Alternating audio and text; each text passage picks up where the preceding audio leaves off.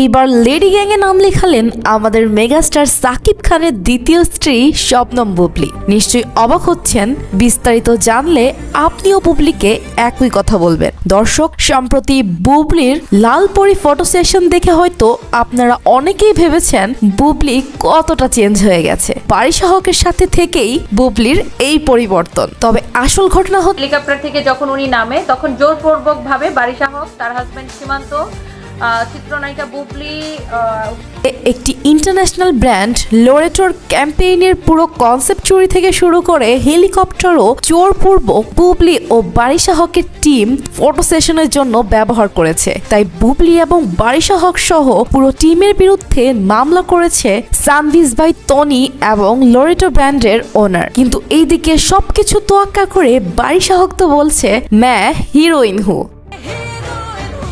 তবে এরপর একটি ইন্টারভিউতে সানভিজ ভাই টনিকে উদ্দেশ্য করে বারিশা হক যা বললেন, আমার সাথে লাগতে এসো না কেউ, ঠিক আছে? তো দর্শক, আপনারা কি এদের শেষ পরিণতি জানতে চান? তাহলে আমাদের চ্যানেলটি এক্ষুনি সাবস্ক্রাইব করে ফেলুন।